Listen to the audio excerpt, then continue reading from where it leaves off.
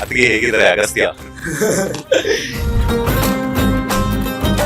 ಎಷ್ಟು ವರ್ಷಗಳಲ್ಲ first propose ಮಾಡಿದ್ ನೀವೇನಾ ಅಥವಾ ಸಂಧ್ಯಾ ಮೇಡಮ್ ಅವರ ಅಂತ? ಫಸ್ಟ್ ಪ್ರಪೋಸ್ ಮಾಡಿದ್ದು ನಾನೇ. ಮದುವೆ ಆಗೋಣ ಅಂತಾನೆ ಅಂದಿದ್ದು. I love you. ಮದುವೆ ಯಾವಾಗ? ಜಾನ್ 20. ಒಂದು ವಾರದ ಮಟ್ಟಿಗೆ ಹೋಗಿ ಬಂದ್ಮೇಲೆ ಹೊರಗಡೆ ಜನರ ಪ್ರತಿಕ್ರಿಯೆ ಏನ್ ಅನ್ನಿಸ್ತಿದೆ? ಅಲ್ಲಿ ನಾನು ಒಂದು ಸ್ಕಿಟ್ ಮಾಡಿದೆ. ಅದಕ್ಕೆಲ್ಲರೂ ಜೋರಾಗಿ ಚಪ್ಪಾಳೆ ತಟ್ಟಿದ್ರು, ಎಲ್ಲರೂ ಪ್ರತಿಕ್ರಿಯೆ ಕೊಟ್ಟರು. ಆ ಸ್ಕಿಟ್ಟೇ ಟೆಲಿಕಾಸ್ಟ್ ಆಗಲಿಲ್ಲ. ಅತಿಯಾದ್ರೆ ಅಮೃತನೂ ಕೂಡ ವಿಷ ಆಗುತ್ತೆ ಅನ್ನುವಂತ ಮಾತಿದೆ. ನಾನು ಯಾವುದು ಪರ್ಸನಲಿ ಟಾರ್ಗೆಟ್ ಆ ಥರದ್ದು ಎಂಥದ್ದು ಇಲ್ವಲ್ಲ. ಒಂದು ಊಟ ಬಡಿಸ್ಬೇಕಾದ್ರೆ ನೀನು ಅನ್ನನ ಎತ್ತಿ ಮೇಲೆಯಿಂದ ಹಾಕಿ, ನೀವು ಬೇರೆ ತಟ್ಟೆ ಅನ್ನ ಕಿತ್ಕೊಳಕ್ ಬಂದಿದ್ದೀರಾ, ಒಂದು ಗ್ಲಾಸ್ ನೀರು ಕೇಳ್ತೀನಿ, ಕೇಳಿದವಾಗ ಖಾಲಿ ಗ್ಲಾಸ್ ನೀರು ಕೊಡು ಅಂದ್ರೆ ಅಲ್ಲೇ ಗ್ಲಾಸ್ ಕುಡಿದ್ಬಿಟ್ಟು ಕೊಟ್ರೆ. ಕಾಮಿಡಿ ಮೂಲಕ ಕರ್ನಾಟಕದ ಜನರ ಮನಸ್ಸನ್ನ ಗೆಲ್ತಾ ಇದ್ದಾರೆ. ಅಲ್ಲಿ 5 ದೇವಗಳೈತೆ, ಆ 5 ದೇವಗಳನ್ನ ಆಚೆ ಕರ್ಕೊಂಡು ಹೋಗ್ಬಿಡಿ ಅನ್ನೋದು. ನಾನು ಮದುವೆ ಆಗಂತ ಹುಡುಗಿ, ಅವ್ರ ಫ್ಯಾಮಿಲಿ ಇರುತ್ತೆ, ಅವಳಿಗೂ ಒಂದಷ್ಟು ಇರುತ್ತೆ, ಅವ್ರ ಬಗ್ಗೆ ಎಲ್ಲ ಮಾತಾಡೋದು. ಆಟಕ್ಕೆ ಏನೆಲ್ಲ ಮಾಡಬೇಕು ಇರಿಟೇಷನ್ ಅಷ್ಟರಲ್ಲಿ ಇರಬೇಕು ಹೊರತು ಆಸ್ ಎ ಪರ್ಸನಲಿ ಹೋಗ್ಬಾರ್ದು ಅಂತ. ನಿಮ್ಮ ಭಾವಿ ಪತ್ನಿ ಸಂಧ್ಯಾ ಅವರು ಕೂಡ ಇದ್ರ ಬಗ್ಗೆ ಒಂದು ಪೋಸ್ಟ್ ಅನ್ನ ಹಾಕಿದ್ರು. ಯಾರು ಏನೇ ಅನ್ಕೊಳ್ಳಿ, ಏನೇ ಮಾತಾಡ್ಕೊಳ್ಳಿ, ಎಲ್ಲ ಮೇಲೆ ಆ ತಾಯಿ ಒಬ್ಳು ಇರ್ತಾಳೆ, ಆ ತಾಯಿ ನೋಡ್ಕೋತಾಳೆ. ಕಳೆದ ಬಿಗ್ ಬಾಸ್ ಸೀಸನ್ ನಲ್ಲಿ ರಾಜನಾಗಿ ಆರ್ಭಟಿಸಿದಂತಹ ನಮ್ಮ ನಿಮ್ಮೆಲ್ಲರ ಪ್ರೀತಿಯ ಉಗ್ರಂ ಮಂಜು, ಮ್ಯಾಕ್ಸ್ ಮಂಜು ಈಗ ಮದುವೆ ಆಗ್ತಾ ಇರುವಂತಹ ಮಂಜು ಆಗಿದ್ದಾರೆ. ಸೊ ಒಂದಷ್ಟು ವಿಚಾರಗಳನ್ನ ಮಾತನಾಡಿಸ್ತಾ ಹೋಗ್ತೀನಿ. ಸೊ ಸಾಕಷ್ಟು ಜನ ವೆಯ್ಟ್ ಮಾಡ್ತಾ ಇದ್ರು ಇವರ ಮದುವೆಗೋಸ್ಕರ. ಅದೆಲ್ಲದಕ್ಕೂ ಕೂಡ ಗುಡ್ ನ್ಯೂಸ್ ಕೊಟ್ಟಿರುವಂತಹ ಮಂಜು ಅವರು ನಮ್ಮ ಬಾಸ್ ಟಿವಿ ಜೊತೆ ಮಾತುಕತೆಗೆ ಸಿಕ್ಕಿದ್ರೆ ಮಾತನಾಡಿಸ್ತಾ ಹೋಗ್ತೀನಿ. ಮಂಜಣ್ಣ, ಮೊದಲನೇದಾಗಿ ನಮಸ್ತೆ, ಕಂಗ್ರಾಚುಲೇಷನ್ಸ್. ಥ್ಯಾಂಕ್ ಯು ಮಂಜು. ಹೇಗಿದ್ದೀರಾ? ಅತ್ತಿಗೆ ಹೇಗಿದ್ದಾರೆ ಅಗಸ್ತ್ಯ? ಚೆನ್ನಾಗಿದ್ದಾಳೆ, ಅವಳು ಕೆಲಸ ಮಾಡ್ಕೊಂಡು ಚೆನ್ನಾಗಿದ್ದಾಳೆ. ಸಾಯಿ ಸಂಧ್ಯಾ, ಅವಳು ಈ ಮಲ್ಟಿ ಆರ್ಗನ್ಸ್ ಟ್ರಾನ್ಸ್ಪ್ಲಾಂಟ್ ಕೋಆರ್ಡಿನೇಟರ್ ಆಗಿ ಒಂದು ಪ್ರೈವೇಟ್ ಹಾಸ್ಪಿಟಲ್ ವರ್ಕ್ ಮಾಡ್ತಿದ್ದಾಳೆ. ಶೀಸ್ ಗುಡ್, ತುಂಬಾ ಚೆನ್ನಾಗಿದೆ. ಲವ್ ಮ್ಯಾರೇಜ್, ಅರೇಂಜ್ ಮ್ಯಾರೇಜ್ ಅಂತ ಹೇಳ್ಬಿಟ್ಟು ಸಾಕಷ್ಟು ಜನಕ್ಕೆ ನೀವು ಎಂಗೇಜ್ಮೆಂಟ್ ಆದಾಗಿಂದನೂ ಕೂಡ ಒಂದು ಕ್ವಶನ್ ಮಾರ್ಕ್ ಹರಿದಾಡ್ತಾ ಇದೆ. ಸೊ ಆ ಕ್ವಶನ್ಗೆ, ಆ ಯಕ್ಷ ಪ್ರಶ್ನೆಗೆ ಆನ್ಸರ್ ಮಾಡೋದಾದ್ರೆ? Love come arrange. First love ಆಯಿತು, ಅದಾದಮೇಲೆ ಫ್ಯಾಮಿಲಿ ಜೊತೆಗೆಲ್ಲ ಮಾತಾಡಿ ಅವರೆಲ್ಲ ಒಪ್ಪಿಗೆ ತೊಗೊಂಡು ಮದುವೆ ಆಗ್ತಿದ್ವಿ. ಲವ್ ಕಮ್ ಅರೇಂಜ್ ಅಂತ ಹೇಳಿದ್ರೆ ಎಷ್ಟು ವರ್ಷಗಳ ಲವ್? ಫಸ್ಟ್ ಪ್ರಪೋಸ್ ಮಾಡಿದ್ ನೀವೇನಾ ಅಥವಾ ಸಂಧ್ಯಾ ಮೇಡಮ್ ಅವರ ಅಂತ? ಫಸ್ಟ್ ಪ್ರಪೋಸ್ ಮಾಡಿದ್ದು ನಾನೇ. ಮದುವೆ ಆಗೋಣ ಅಂತಾನೆ ಅಂದಿದ್ದು. ಐ ಲವ್ ಯು ಆ ಥರದ್ದೆಲ್ಲ ಏನಿಲ್ಲ. ಫಸ್ಟ್ ಮದುವೆ ಆಗೋಣ ಅಂತಾನೆ ಅಂದಿದ್ದು, ನಾನೇ ಪ್ರಪೋಸ್ ಮಾಡಿದ್ದು. ಎಷ್ಟು ವರ್ಷಗಳಲ್ಲ, ತಿಂಗಳುಗಳಷ್ಟೇ, 2-3 ಮಂತ್ಸ್ ಅಷ್ಟೇ. ಅದರಲ್ಲೇ ಒಬ್ರಿಗೊಬ್ರು ಅರ್ಥ ಮಾಡ್ಕೊಂಡ್ವಿ, ಮದುವೆವರೆಗೂ ಬಂದಿದೆ. ಸಂಧ್ಯಾ ಅವರಲ್ಲಿ ನಿಮ್ಗೆ ಏನ್ ಇಷ್ಟ ಆಯ್ತು? ಯಾವ ಗುಣ ಇಷ್ಟ ಆಯ್ತು? ಬಿಕಾಸ್ ಯಾಕಂತಂದ್ರೆ ನೀವು ನಾನು ಹಿಂದೆನೂ ಒಂದ್ಸಲ ಸಂದರ್ಶನದಲ್ಲಿ ಕೇಳಿದಾಗ್ಲೂ ಕೂಡ ತಾಯಿ ತರ ಇರುವಂತವ್ರು ಬೇಕು, ಮನೆಯವ್ರನ್ನೆಲ್ಲ ತುಂಬಾ ಚೆನ್ನಾಗಿ ನೋಡ್ಕೊಳ್ಳುವಂತವ್ರು ಬೇಕು ಅಂತ ಹೇಳಿದ್ರು. ಸೊ ಅವರಲ್ಲಿ ಯಾವ ಗುಣ ನಿಮ್ಗೆ ತುಂಬಾ ಇಷ್ಟ ಆಯ್ತು ಅಂತ? ಅಂದ್ರೆ ಎಲ್ಲವನ್ನೂ ಅರ್ಥ ಮಾಡ್ಕೋತಾಳೆ, ಕಷ್ಟ ಸುಖ ಎಲ್ಲ ನೋಡಿ ಬಂದಿರೋಂಥ ಹುಡುಗಿ. ತುಂಬಾನೇ ಸಿಂಗಲ್ ಪೇರೆಂಟ್ ಆಗಿ ಬದುಕಿದ್ದು. ಅದಾಗಿ ಅವಳಿಗೆ ಗೊತ್ತು ಎಷ್ಟರಲ್ಲಿ ಇಷ್ಟಿದ್ರೂ ಅದರಲ್ಲಿ ಬದುಕ್ಬೋದು ಅನ್ನೋದು ಗೊತ್ತು ಅವಳಿಗೆ. ಅಂದರೆ ಅಷ್ಟೇ ಬೇಕು, ಅದೇ ಬೇಕು, ಇದೇ ಬೇಕು ಅನ್ನೋ ಡಿಮ್ಯಾಂಡ್ಸು, ಇನ್ನೊಂದು ಮತ್ತೊಂದು ಆ ಥರದ್ದೆಲ್ಲ ಏನಿಲ್ಲ. ತುಂಬ ಪ್ರಾಕ್ಟಿಕಲ್ ಆಗಿರ್ತಾಳೆ. ಅಂದರೆ ತುಂಬ ಓವರ್ ಥಿಂಕಿಂಗು, ಲೈಕ್ ಎಕ್ಸ್ಪೆಕ್ಟೇಷನ್ಸು ಇವೆಲ್ಲ ಇಟ್ಕೊಳ್ಳಲ್ಲ. ಆಮೇಲೆ ನಮ್ಮ ಜೀವನಗಳು ಗೊತ್ತು ಅವಳಿಗೆ, ಈ ಸಿನಿಮಾ ಹೆಂಗೆ ವರ್ಕ್ ಆಗುತ್ತೆ, ಏನು ಯಾವ ಕೆಲಸ ಇರುತ್ತೆ, ಏನು ಅಂದರೆ ನಮ್ಮನ್ನು ತೀರಾ ಅರ್ಥ ಮಾಡ್ಕೊಳ್ಳೋರು ಇದ್ದರೆ ತುಂಬ ಖುಷಿ ಆಗುತ್ತಲ್ವ. ಆ ಥರದ್ರಲ್ಲಿ ಅರ್ಥ ಮಾಡಿಕೊಂಡು ಇದು ಅಂದರೆ ನಮ್ಮನ್ನು ಅರ್ಥ ಮಾಡ್ಕೊಳ್ಳೋಂಥವ್ರೆ ನಮ್ಗೆ ಇಷ್ಟ ಆಗುತ್ತೆ. ಅದರಲ್ಲಿ ಇವಳು ನನ್ನನ್ನು ಬೇಗನೆ ಅರ್ಥ ಮಾಡ್ಕೊಂಡ್ಳು, ಹಾಗಾಗಿ ನಮ್ಗೆ ಇದಾಯ್ತು. ಈಗ ಸರ್ವೇ ಸಾಮಾನ್ಯವಾಗಿ ಏನಂತಂದ್ರೆ ಲವ್ ಕಮ್ ಅರೇಂಜ್ ಅಂತ ಹೇಳಿದ್ರಿ. ಸೊ ಏನೋ ಗಿಫ್ಟ್ ಕೊಡುವಂತದ್ದು ಇರ್ತೈತೆ. ಅವ್ರು ನಿಮ್ಗೆ ಕೊಟ್ಟಿರುವಂತ ಫಸ್ಟ್ ಗಿಫ್ಟ್ ಏನು, ನೀವು ಅವ್ರು ಕೊಟ್ಟಿರುವಂತ ಫಸ್ಟ್ ಗಿಫ್ಟ್ ಏನು ಅಂತ? ಏನಿಲ್ಲ, ಅವಳ ಬಡೆಗೆ ನಾನು ಸನ್ ಗ್ಲಾಸ್ ಕೊಡಿಸಿದೆ, ನನ್ನ ಬಡೆಗೆ ಅವಳು ಬಟ್ಟೆ ಕೊಡಿಸಿದ್ರು. ಅದಾಗಿ ನನ್ನ ಬಡೆಗೆ ಅವಳು ಸ್ಯಾರಿ ಇದಾಯಿತು. ಅಂದರೆ ಟೆಂಪಲ್ಗೆ ಹೋಗ್ಬೇಕಾದ್ರೆ ಲೈಕ್ ಅದು ನಾನು ಫಸ್ಟ್ ಕೊಟ್ಟಿದ್ದು ಅವಳಿಗೆ ಗಿಫ್ಟು ಅಂತ ಸ್ಯಾರಿ. ಅದಾಗಿ ಇನ್ನೊಂದು ಗಿಫ್ಟು ಅಂತಂದರೆ ಲಾಂಗ್ ಡ್ರೈವ್ ಹೋಗೋಣ ಅಂತಂದರೆ ಸೀದಾ ವನದುರ್ಗ ಟೆಂಪಲ್ಗೆ, ಮಂಗಳೂರು ಹತ್ರ ವನದುರ್ಗ ಟೆಂಪಲ್ಗೆ ಹೋಗಿದ್ದು. ಅಲ್ಲೇ ಆ ತಾಯಿ ಆಶೀರ್ವಾದ ತೊಗೊಂಡಿದ್ದು. ಆ ತಾಯಿ ಆಶೀರ್ವಾದ ತೊಗೊಂಡ್ವಿ. ಅಲ್ಲಿ ಗುರೂಜಿನೂ ತುಂಬ ಚೆನ್ನಾಗಿದೆ, ಒಳ್ಳೆ ಪೇರು ಅಂತ ಅವರು ಆಶೀರ್ವಾದ ಮಾಡಿದ್ರು. ಅಲ್ಲಿಂದ ಸ್ಟಾರ್ಟ್ ಆಗಿದ್ದು. ಈಗ ಮದುವೆ ಯಾವಾಗ, ಹೆಂಗೆ ಅನ್ನುವಂಥ ವಿಚಾರ ಸುದ್ದಿ ಸಾಕಷ್ಟು ವೈರಲ್ ಆಗ್ತಾ ಇದೆ. ಸೊ ಯಾವಾಗ ಮದುವೆ ಅನ್ನುವಂಥದ್ದು? ಜಾನ್ 23 ಮದುವೆ. ಅದು ನಮ್ಮ ಮನೆ ದೇವರು ದೇವಸ್ಥಾನ ತಿಮ್ಮರಾಯಪ್ಪ ಸ್ವಾಮಿ ಅಂತ. ಅದು ಅನ್ಸಗಿರಿ ಅಂತ ನಮ್ಮ ತಮಿಳ್ನಾಡು ಹೊಸೂರು ಹತ್ರ ಇದೆ, ಅಲ್ಲಿ ಮದುವೆ ಅಂತ. ನನಗೂ ಅದೇ ರೀತಿ ಆಸೆ. ಅಂದರೆ ದೇವಸ್ಥಾನದಲ್ಲಿ, ನಮ್ಮ ಮನೆ ದೇವ್ರ ದೇವಸ್ಥಾನದಲ್ಲಿ ಆಗಬೇಕು ಅನ್ನೋದು ಗುರೂಜಿ ಹೇಳಿದರು. ಅದಾಗಿ ಅವ್ರ ಮನೆ ದೇವ್ರ ದೇವಸ್ಥಾನ ಬಂದು ವೆಂಕಟರಮಣ ಸ್ವಾಮಿ, ನಮ್ಮ ಮನೆ ದೇವ್ರಿಗೆ ಬಂದು ತಿಮ್ಮರಾಯಪ್ಪ ಸ್ವಾಮಿ. ಅವರಿಬ್ಬರು ಅಣ್ಣ ತಮ್ಮಂದರು. ಅಲ್ಲಿಗೆ ದೇವ್ರ ಆಶೀರ್ವಾದ ತೊಗೊಂಡು ನಮಗೆ ಬೇಕಾಗಿರುವಂಥ ಎಲ್ಲ ಒಂದಷ್ಟು ಕುಟುಂಬದವರು, ಫ್ರೆಂಡ್ ಸರ್ಕಲ್ ಎಲ್ಲ ಬಂದು ಆಶೀರ್ವಾದ ಮಾಡಿ ಲೈಕ್ ಆ ಥರದ್ದು. ಅಂದರೆ ನನಗೆ ಅಷ್ಟೊಂದು ಆಡಂಬರ ಆ ಥರದ್ದೆಲ್ಲ ಅಷ್ಟೊಂದು ಅವಳಿಗೂ ಇಷ್ಟ ಇಲ್ಲ, ನನಗೂ ಇಷ್ಟ ಇಲ್ಲ. ಅದಾಗಿ ಟು ಬಿ ಫ್ರ್ಯಾಂಕ್ ಆಗಿ ಹೇಳ್ಬೇಕಂದ್ರೆ ಅಷ್ಟೊಂದು ನಮ್ಮಲ್ಲಿ ಅಂದರೆ ಅಷ್ಟೊಂದು ಖರ್ಚು ಮಾಡಿ ಅದ್ರ ಬಗ್ಗೆನೇ ಯೋಚನೆ ಮಾಡಿ ಅದನ್ನು ತೀರಿಸೋದಕ್ಕೋಸ್ಕರ ಮತ್ತೆ ಆ ಟೆನ್ಷನ್ನು ಅದೆಲ್ಲ ಬೇಡ ಅಂತ ಇರೋಷ್ಟು ಜೀವನ ಆ ಸಾಲ ಸೋಲ ಇಲ್ದಿರ ನೆಮ್ಮದಿಯಾಗಿದ್ದರೆ ಚಂದ ಅಲ್ವಾ ಅದಕ್ಕೆ ಹಾಗಾಗಿ ಆ ಥರ ಯೋಚನೆ ಮಾಡ್ಕೊಂಡಿದ್ದೀನಿ. ಮನೆಯವರ ರಿಯಾಕ್ಷನ್ ಹೇಗಿದೆ? ಮನೆಯವರೆಲ್ಲ ಖುಷಿಯಾಗಿದ್ದಾರೆ ಅಂತ ನನಗೆ ಗೊತ್ತಾಗ್ತಿದೆ. ಬಿಕಾಸ್ ಯಾಕಂತಂದ್ರೆ ಅಮ್ಮನೂ ಕೂಡ ಹೇಳ್ತಾ ಇದ್ರು, ಅಪ್ಪನೂ ಕೂಡ ಹೇಳ್ತಾ ಇದ್ರು, ಬೇಗ ಮದುವೆ ಮಾಡ್ಬೇಕು, ನನ್ ಮಗಳ ತರ ನಾನು ಟ್ರೀಟ್ ಮಾಡ್ತೀನಿ ಅಂತ ಹೇಳ್ಬಿಟ್ಟು. ಸೊ ಮನೆಯವರೆಲ್ಲ ಹ್ಯಾಪಿ ಆಗಿದ್ದಾರೆ ಅಂತ. ತುಂಬ ಖುಷಿಯಾಗಿದ್ದಾರೆ ಮನೆಯವರೆಲ್ಲ. ಅವಳು ದಿನ ಫೋನ್ ಮಾಡೋದು, ಅವ್ರನ್ನ ವಿಚಾರಿಸ್ಕೊಳ್ಳೋದು, ಅವ್ರ ಜೊತೆ ಮಾತಾಡೋದು, ಅಪ್ಪ ಅಮ್ಮ ಜೊತೆ ಆ ಥರದ್ದೆಲ್ಲ ಇದು ಮಾಡ್ತಿದ್ದಾರೆ. ಅಪ್ಪನ ಮೈಗೆ ಹುಷಾರಿಲ್ಲ ಅಂದರೆ ಸೀದಾ ಬಂದು ನೋಡ್ಕೊಂಡು ಹೋಗೋದು, ಮಾತಾಡೋದು. ಅವಳಿಗೂ ಫ್ಯಾಮಿಲಿ ಅನಿಸಿದೆ. ನಮ್ಮ ಫ್ಯಾಮಿಲಿನಲ್ಲಿ ಅವಳು ಅದೇ ಅಮ್ಮ ಹೇಳ್ದಂಗೆ ಅವರು 3 ಜನ ನನ್ನ ತಂಗಿರ ಮಕ್ಕಳು ಹೇಗೋ ಹೆಣ್ಮಕ್ಳು, ಈ ಮಗುನೂ ಅವ್ರಿಗೆ ಹೆಣ್ಮಗು ಥರನೇ ಅವ್ರ ಮಗಳ ಥರನೇ ಟ್ರೀಟ್ ಮಾಡ್ತಿದ್ದಾರೆ. ಅವೆಲ್ಲನೂ ಏನು ಅಂದ್ಕೊಂಡಿದ್ರು ಅದೇ ರೀತಿ ನಮ್ಮ ಮನೆಗೆ ಅವ್ರಿಗೂ ಖುಷಿಯಾಗಿದೆ, ನನಗೂ ಖುಷಿಯಾಗಿದೆ, ಎಲ್ಲರೂ ಖುಷಿಯಾಗಿದ್ದೀವಿ. ಇದು ಮದುವೆ ಆಗ್ಬೇಕಾಗಿರುವಂತಹ ಜೀವನದ ಒಂದಷ್ಟು ಇನ್ಪುಟ್ಸ್ ಅನ್ನ ಕೊಟ್ರಿ ನೀವು. ಬಿಗ್ ಬಾಸ್ ಸೀಸನ್ 11ರಲ್ಲಿ ನೀವು ರಾಜ ಆಗಿ ಆರ್ಭಟಿಸಿದ್ದು ಎಲ್ರಿಗೂ ಗೊತ್ತಿದೆ. ಈಗ್ಲೂ ಕೂಡ ನಿಮ್ಮ ಸೀಸನ್ ನಲ್ಲಿ ಆ ಒಂದು ರಾಜ ಟಾಸ್ಕ್ ಆಗಿರ್ಬೋದು, ಗ್ರೇ ಏರಿಯಾ ಆಗಿರ್ಬೋದು, ಅದೆಲ್ಲ ಬಂದಾಗ ತಟ್ ಅಂತ ನಿಮ್ಮ ಒಂದು ಟಾಸ್ಕ್ ವಿಚಾರ ಆಗಿರ್ಬೋದು, ನಿಮ್ಮ ಆರ್ಭಟ ಆಗಿರ್ಬೋದು ಅಲ್ಲೇ ನೆನಪಾಗ್ತಾ ಇರ್ತೈತೆ. ಸೀಸನ್ 12ರಲ್ಲೂ ಕೂಡ 1 ವಾರದ ಮಟ್ಟಿಗೆ ಹೋಗಿದ್ರಿ. ಆ ಒಂದು ಅನುಭವದ ಬಗ್ಗೆ ಶೇರ್ ಮಾಡೋದಾದ್ರೆ? ಅದೇ ಬಿಗ್ ಬಾಸ್ ಆಫರ್ ಬಂತು. ಆಮೇಲೆ ಕಲರ್ಸ್ ಕನ್ನಡದಿಂದ ಡೈರೆಕ್ಟರ್ ಪ್ರಕಾಶ್ ಸರ್ ಎಲ್ಲ ಫೋನ್ ಮಾಡಿದ್ರು. 1 ವೀಕ್ಗೆ ಒಂದು ಕಾನ್ಸೆಪ್ಟ್ ಮಾಡ್ಕೊಂಡಿದ್ವಿ, ನಿಮ್ದು ಬ್ಯಾಚುಲರ್ ಪಾರ್ಟಿ ಅಂತ ಹೇಳಿದ್ರು. ಸರಿ, ಬ್ಯಾಚುಲರ್ ಪಾರ್ಟಿ, ಅದರಲ್ಲಿ ಒಂದಷ್ಟು ಬಿಗ್ ಬಾಸ್ ಪ್ಯಾಲೇಸ್ ಅಂತ ಇರುತ್ತೆ, ಅದ್ರಲ್ಲಿ ನಾವು ಅತಿಥಿಗಳಾಗಿ ಹೋಗ್ತೀವಿ. ಸಿಬ್ಬಂದಿಗಳಾಗಿ ಅವರು ಒಂದೊಂದು ಇದಿರುತ್ತೆ, ಮ್ಯಾನೇಜರ್ ಇರುತ್ತೆ, ಸಪ್ಲೈಯರ್ ಇರುತ್ತೆ, ಹೌಸ್ ಕೀಪಿಂಗ್ ಇರುತ್ತೆ, ಅವರಿಗೆ ಆಗ್ತಕ್ಕಂಥದ್ದು ಒಂದೊಂದು ಜವಾಬ್ದಾರಿ ಕೊಟ್ಟಿರ್ತಾರೆ. 1 ವಾರ ಮಟ್ಟಿಗೆ ನಾವು ಅತಿಥಿಗಳಾಗಿ ಅದಕ್ಕೂ ಕಾಂಪ್ರಮೈಸ್ ಆಗ್ದಿರ ಅತಿಥಿಗಳಾಗಿ ಇದ್ದು ನಾವು ಎಷ್ಟು ಸೇವೆ ಪಡಿಸ್ಕೊಳಕ್ಕಾಗುತ್ತೋ, ಎಷ್ಟು ಸೇವೆ ಪಡ್ಕೊಳಕ್ಕಾಗುತ್ತೋ ಅವ್ರ ಕಡೆಯಿಂದ ಸೇವೆ ಪಡ್ಕೊಬರ್ಬೋದು ಅನ್ನೋದು ಬಿಗ್ ಬಾಸ್ ಟಾಸ್ಕ್ ಆಗಿ ರೂಲ್ಸ್ ಆ್ಯಂಡ್ ರೆಗ್ಯುಲೇಷನ್ ಇರುತ್ತೆ. ಅದ್ರ ಪ್ರಕಾರ ನಾವು ಹೋಗಿರ್ತೀವಿ. ಅದ್ರ ಪ್ರಕಾರ ನಾವು ಟಿಪ್ಸ್ ಕೊಡಬೇಕಾಗುತ್ತೆ. ನಾವೊಂದು ಟಿಪ್ಸ್ ಕೊಡಬೇಕಾದ್ರೂ ಅದನ್ನು ಯೋಚನೆ ಮಾಡಿ ಆ ಟಾಸ್ಕ್ ಮೂಲಕನೇ ನಮಗೆ ಯಾವುದೇ ಪಾತ್ರಗಳು, ಅಂದರೆ ಇವಾಗ ಅಶ್ವಿನಿ ಮೇಡಮ್ ಆಗಿರ್ಬೋದು, ಅಲ್ಲಿ ಧನುಷ್ ಆಗಿರ್ಬೋದು, ಯಾರೇ ಇರ್ಬೋದು, ಅಲ್ಲಿ ಯಾರೂ ನಮಗೆ ಆ ಒಂದು ಕ್ಯಾರೆಕ್ಟರ್ಗಳು ಬರಲ್ಲ. ರಘು ಸರ್ ಯಾವುದೂ ಬರಲ್ಲ. ನಮಗೆ ಬರೀ ಅವರು ಸಿಬ್ಬಂದಿಗಳಾಗಿ ಕಾಣಿಸ್ತಾರೆ ಹೊರತು ನಾವು ಅತಿಥಿಗಳಾಗಿರ್ತೀವಿ ಅಷ್ಟೇ. ಅದು ಬಿಟ್ಟರೆ ಅದು 1 ವಾರ ಮಟ್ಟಿಗೆ ಚೆಂದ ಇತ್ತು, ಮುಗಿಸ್ಕೊಂಡ್ಬಂದು ಅಷ್ಟೇ. 1 ವಾರದ ಮಟ್ಟಿಗೆ ಹೋಗಿ ಬಂದ್ಮೇಲೆ ಹೊರಗಡೆ ಜನರ ಪ್ರತಿಕ್ರಿಯೆ ಏನ್ ಅನ್ನಿಸ್ತಿದೆ? ಯಾಕಂತಂದ್ರೆ ಬಂದ್ಮೇಲೆ ಸೋಷಿಯಲ್ ಮೀಡಿಯಾ ಚೆಕ್ ಮಾಡಿರ್ತೀರಾ. ಸೋಷಿಯಲ್ ಮೀಡಿಯಾದಲ್ಲಿ ಜನರು ಒಂದಷ್ಟು ಜನ ಇಷ್ಟ ಆಯ್ತು ಅಂತ ವ್ಯಕ್ತಪಡಿಸ್ತಾರೆ, ಇನ್ನೊಂದಷ್ಟು ಜನ ನೆಗೆಟಿವ್ ಆಗಿ ಸ್ಪ್ರೆಡ್ ಮಾಡ್ತಾ ಇದಾರೆ. ಅದ್ರ ಬಗ್ಗೆ ಏನಾದ್ರು ಹೇಳೋದಾದ್ರೆ? ಅದೇ ನನಗೆ ಟಾಸ್ಕ್ ಕೊಟ್ಟಿರೋದು ನಾನು ಮಾಡಿದೆ. ಅದರಲ್ಲಿ 24 hours ಏನು ಟೆಲಿಕಾಸ್ಟ್ ಆಗಿರುತ್ತೋ ಅದನ್ನು 1.5 hour ಇವ್ರು ಏನು ಟೆಲಿಕಾಸ್ಟ್ ಮಾಡಿರ್ತಾರೆ ಅನ್ನೋದು ಗೊತ್ತಿಲ್ವಲ್ಲ. ಇವಾಗ ಸುಮಾರಷ್ಟು ವಿಚಾರಗಳು ಒಳಗೆ ಇದ್ದು ನಾನೇನು ಮಾಡಿದೆ ಅನ್ನೋದಿದೆ. ಇವಾಗ ಒಂದು ಎಂಟರ್ಟೈನ್ಮೆಂಟ್ ಅಂತ ಮಾಡಿಸಿದ್ದೆ ನಾನು. ಕಾನ್ಸೆಪ್ಟ್ ಕೊಟ್ಟಿದ್ದು ರಘು ಅಣ್ಣನಿಗೆ ಮತ್ತು ಇವಳಿಗೆ ಯಾರಿಗೆ ರಕ್ಷಿತಾಗೆ ಇಬ್ರಿಗೂ ಕಾನ್ಸೆಪ್ಟ್ ಕೊಟ್ಟಿದ್ದು ನಾನು. ಅಲ್ಲಿ ಆ ಟಾಸ್ಕನ್ನು ನಾವು ಮಾಡಬೇಕು ಎಂಟರ್ಟೈನ್ಮೆಂಟ್ಗೋಸ್ಕರ ಅಂತೇಳಿ ಎಲ್ಲ ಸ್ಟಾರ್ಟ್ ಮಾಡಿದ್ದು. ಅಲ್ಲಿ ನಾನು ಒಂದು ಸ್ಕಿಟ್ ಮಾಡಿದೆ. ಅದಕ್ಕೆಲ್ಲರೂ ಜೋರಾಗಿ ಚಪ್ಪಾಳೆ ತಟ್ಟಿದ್ರು, ಎಲ್ಲರೂ ಪ್ರತಿಕ್ರಿಯೆ ಕೊಟ್ಟರು. ಆ ಸ್ಕಿಟ್ಟೇ ಟೆಲಿಕಾಸ್ಟ್ ಆಗಲಿಲ್ಲ. ಅದಕ್ಕಿಂತ ಮುಂಚೆ ಕ್ಯಾಪ್ಟನ್ ರೂಮ್ ಅವನದಲ್ವಾ ಸರಿ ಅಂಥೇಳಿ ನಾನೇ ಬಿಟ್ಕೊಟ್ಟೆ. ಅದಾದಮೇಲೆ ಬಿಗ್ ಬಾಸ್ ಲೆಟ್ರ್ ಬಂತು. ನಾನು ಬಿಟ್ಕೊಟ್ಟು ನೀವು ಹೋಗಿ ನಾನು ಶಿಫ್ಟ್ ಮಾಡಿ ತೊಂದರೆ ಇಲ್ಲ ಅಂದಾಗ ನನಗನ್ನಿಸ್ತು, ಸ್ಟಾರ್ಟಿಂಗ್ ಅನಿಸಿರ್ಬೋದಲ್ವಾ, ನನಗೆ ಬ್ಯಾಚುಲರ್ ಪಾರ್ಟಿಗೆ ಹೋಗ್ತೀವಿ, ಇಡೀ ಪ್ಯಾಲೇಸ್ ನಾನು ಉಪಯೋಗಿಸ್ಕೋಬೋದು ಅಂದಾಗ ಅದು ಇನ್ಕ್ಲೂಡಿಂಗ್ ಕ್ಯಾಪ್ಟನ್ ರೂಮ್ನು ನಾನು ಉಪಯೋಗಿಸ್ಕೋಬೋದು ಅನ್ನೋದು ಬಂದಿರುತ್ತಲ್ವ. ಆ ತೋಟಲ್ಲೇ ಇರ್ತೀನಿ ಹೊರತು ಬೇರೆ ತೋಟಲ್ಲಿ ಇರಲ್ವಲ್ಲ. ಇವಾಗ ನಾವು ಅತಿಥಿಗಳು ಯಾವನಾದರೂ ಕೂತ್ಕೊಂಡಾಗ ಅದೇ ರೀತಿ ಟ್ರೀಟ್ ಮಾಡಬೇಕಲ್ಲ. ಕಾಮಿಡಿನೂ ಅಷ್ಟೇ. ನಾನು ಬ್ಯಾಚುಲರ್ ಪಾರ್ಟಿಗೆ ಬಂದಿರ್ತೀನಿ ಅಂದರೆ 2ನೇದ 3ನೇದ ಮದುವೆ ಅಂದರೆ ಒಬ್ಬ ಅತಿಥಿಗೆ ನೀನು ಹೋಗ್ಬಿಟ್ಟು ಒಬ್ಬ ಸಿಬ್ಬಂದಿಯಾಗಿ ನೀನು 2ನೇದ 3ನೇದ ಮದುವೆ ಅದಾದಮೇಲೆ ನೀವು ಬಿಟ್ಟು ತಿನ್ಕೊಂಡು ಹೋಗಿದ್ದೀರಾ, ಈ ಥರದ ಕೆಲವೊಂದು ಮಾತುಗಳೆಲ್ಲ ಬಂದಾಗ ಯಾವುದೇ ಅತಿಥಿಗಾಗಲಿ ಬೇಜಾರಾಗೇ ಆಗುತ್ತೆ. ಅದೇ ಅತಿಥಿ ನಮಗೆ ಯಾರು ಮಾತಾಡಿದ್ರು ಅವರೇ ಅತಿಥಿ ಆಗಿದ್ದವಗೂ ಅವ್ರಿಗೆ ಮಾತಾಡಿದ್ರು ಸುಮ್ಮನೆ ಇರ್ತಿರ್ಲಿಲ್ಲ. ಅದಕ್ಕೇನೋ ಒಂದು ಮಾತಾಡ್ತಿದ್ರು. ಆಮೇಲೆ ನಾನು ಯಾವುದು ಪರ್ಸ್ನಲಿ ಟಾರ್ಗೆಟ್ ಆ ಥರದ್ದು ಎಂಥದ್ದು ಇಲ್ವಲ್ಲ. ಇವಾಗ ನಾವು ಕೂತ್ಕೋತೀವಿ, ನಮ್ಮ ಹತ್ರ ಅವರೇ ಸಪ್ಲೈಯರಾಗಿ ಬರಬೇಕು. ಅವ್ರು ಸಪ್ಲೈ ಕರೆಕ್ಟಾಗಿ ಮಾಡದೇ ಇದ್ದಾಗ ಬೇರೆಯವ್ರಿಗೆ ಹೇಳ್ತೀವಿ. ಅದನ್ನು ಪನಿಷ್ಮೆಂಟ್ ಮೂಲಕ ಇವಾಗ ಒಂದು ಊಟ ಬಡಿಸೋದಿರ್ಬೋದು, ಮತ್ತೊಂದಿರ್ಬೋದು, ಆ ಊಟ ಬಡಿಸದೇ ಇದ್ದಾಗ ನೀಟಾಗಿ, ಅಂದರೆ ರೈತರ ಮಕ್ಕಳಾಗಿ ನಾನು ರೈತರ ಮಗನೇ, ಅವರು ರೈತರ ಮಗನೇ. ಒಂದು ಊಟ ಬಡಿಸ್ಬೇಕಾದ್ರೆ ನೀನು ಅನ್ನನ ಎತ್ತಿ ಮೇಲೆಯಿಂದ ಹಾಕಿ ಊಟ ಬಡಿಸ್ಬೇಕಾದ್ರೆ ಅಷ್ಟು ಇದರಲ್ಲಿ ಬಡಿಸ್ಬೇಕಾದ್ರೆ ನನಗೆ ಅದು ಒಂಥರ ಬೇಜಾರಾಗುತ್ತೆ. ಅವಾಗ ಅವ್ರ ಮ್ಯಾನೇಜರು ಮತ್ತು ಅವ್ರ ಸಿಬ್ಬಂದಿಗಳಿಗೆಲ್ಲ ನಿಂತ್ಕೊಂಡು ನೋಡ್ತಿರ್ಬೇಕಾದ್ರೂ ಅವ್ರು ಯಾರು ಎಷ್ಟು ಹೇಳಿ ಅವನಿಗೆ ಕಂಟ್ರೋಲ್ ಮಾಡೋಕ್ಕಾಗಲ್ಲ. ಹಾಗಾಗಿ ನೀವೆಲ್ಲ ಊಟ ಬಡಿಸ್ಕೊಳ್ಳಿ, ಅವನ ಕೈಯಲ್ಲೇ ಊಟ ಬಡಿಸಿ ತಿನ್ನಿ, ಲಾಸ್ಟಲ್ಲಿ ಅವ್ನು ತಿನ್ನಲಿ, ಅವಾಗ ಗೊತ್ತಾಗ್ಲಿ ಊಟದ ಬೆಲೆ. ಅಂದರೆ ಊಟದ ಬೆಲೆ ಇದು ಏನು ಎತ್ತ ಅನ್ನೋದು ಗೊತ್ತಾಗ್ಲಿ ಅಂತಾನೆ ಅಂದೆ.